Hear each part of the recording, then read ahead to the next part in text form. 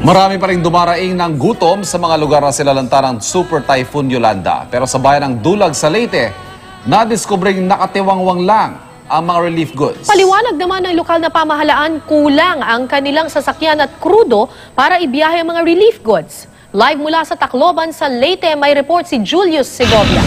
Julius. Ivan, Kara, sa pag-ikot nga ng mga opisyal dito sa ilang bayan sa Leyte, nakita nilang may mga nakaimbak na lang ng mga relief goods at hindi pa nga naipapamahagi sa mga nasalanta ng bagyong Yolanda. Kaya naman agad na nila itong pinasisiyasat. Nakaligtas man sa bagsik ng Super Typhoon Yolanda, matinding gutom naman ang kinahaharap araw-araw ng mga nakaligtas sa bagyo. Pero sa bayan ng Dulag, sako-sakong bigas at relief goods ang nakatiwangwang lang sa warehouse ng munisipyo. Giit ng sangguniang bayan, hindi sila nag-iimbak ng relief goods. We tried to explain na, sir, dalawa lang yung delivery trucks namin. Kasi nga, kulang na sa diesel. We still have 2 or 3 more vehicles here. Kaya kaso nga, kulang na sa diesel o gasolina. Hindi na siya makatakbo. Papadala kami ng tao, kausapin sila at tanungin anong kailangan para ma-move out yon.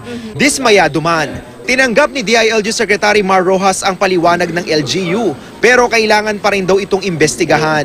Alamin natin ito, imbestigahan natin ito. Talagang sana walang bahid ng politika ito, sana walang bahid ng pananampalataya ito. Walang politika. Mga kapitan ko o hindi, binibigyan talaga. Ina-assess muna namin kasi yung mga relief goods, ang laman hindi puro pareho. Ayon sa Task Force Yolanda, papunta na sila sa recovery stage sa mga probinsyang sinalanta ng Super Typhoon. Pagkatapos nito, sisimula naman na raw ang reconstruction phase na ipinaubaya naman ng DILG sa Office of the Civil Defense. Sa memorandum circular na inilabas ng Malacanang, hinikayat ng Pangulo ang mga kawani ng pamahalaan na tumulong sa relief at rehabilitation efforts. Malagim na trahedya at kabi-kabilang problema man ang iniwan ng Super Typhoon. Ito ang hindi mapapadapa ng kahit pa ng pinakamalakas na bagyo, ang katatagan ng mga Pilipino kahit pa ng mga paslit. Hindi maitatangging hanggang ngayon, tangan pa rin ng mga batang nasalanta ang malagim na alaala ng bagyo. Sana hindi na yan maulit kasi maraming namamatay. Pero mismo ang UNICEF, bilib sa lakas ng loob ng mga batang Pinoy. UNICEF believes that children are very resilient, and if we can get them the basic health, nutrition, protection, good water, good sanitation, many children can bounce back from this kind of disaster relatively quickly. Para maalalayan sila sa pag-recover mula sa trauma, nagtayo ang UNICEF ng espasyo sa mga evacuation center kung saan naglalaro at nag-aaral ang mga batang survivor. Isinasa ilalim din sila sa psychosocial therapy. Inaasikaso na rin ng UNICEF ang pagbabakuna sa mga bata, lalo't madali silang magkasakit dahil sa maruming tubig at paligid. Ang pangalan naman ng mga napahiwalay sa kanilang pamilya, inilalagay sa isang database para matunto ng kanilang mga mahal sa buhay. Sa bayan naman ng Tolosa, ang imaheng ito ang nagsisilbing inspirasyon ng mga residente para muling bumangon. Sa kabila ng trahedya, nangingibabaw pa rin ang kabayanihan. Gaya ni B-Boy na nagsalba ng isang mag-anak na hindi raw marunong lumangoy. Sabi ko, Diyos, kung nandito ka lang sa lupa, inakap na kita. Ikaw naman makakakita ka ng tao na lulunod kung kaya, kung marunong kang lumangoy, lalangoyin mo. Ivan, alas 4 nga kaninang hapon ang dumaong naman dito sa pier kung saan tayo naroon ang isang Roro vessel.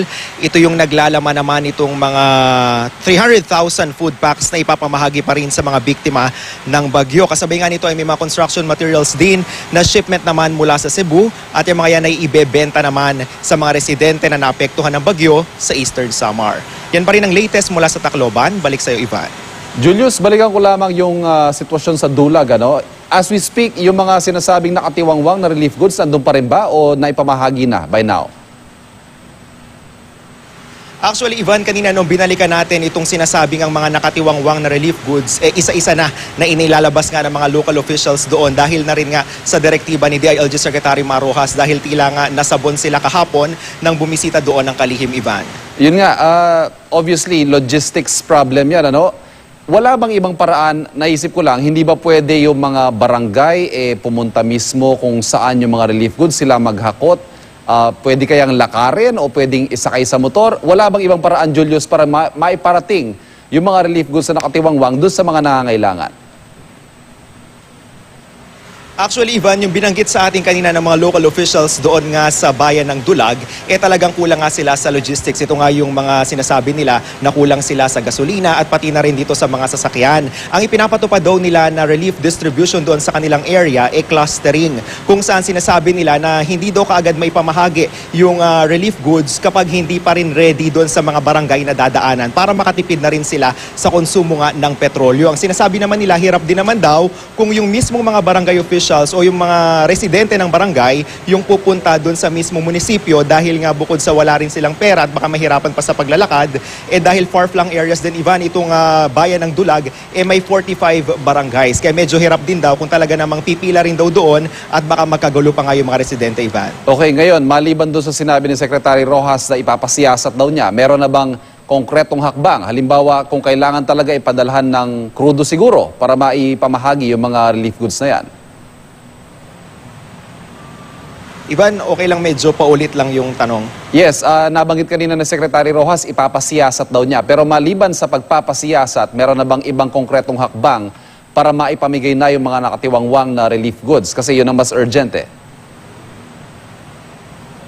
Actually, Ivan, ang binabanggit sa atin naman ng mga national officials, gaya nga ni Secretary Rojas, pati na ni DSWD Secretary Dinky Soliman, handa naman talaga yung national government na umayuda, hindi lang sa pamimigay nga ng relief, kundi pati na rin doon sa kung paano nila ito ipapamahagi. Kaya nga sinasabi nila, kung sakaling may mga pagkukulang, gaya nga nitong mga logistics na sinasabi nilang nagiging problema nila para ma-distribute at may pamahagi na nga sa mga nasalanta ng bagyo itong mga relief, pwede naman daw iparating sa kanilang tanggapan para na sa gayon ay matulungan din sila ura-urada, Ivan.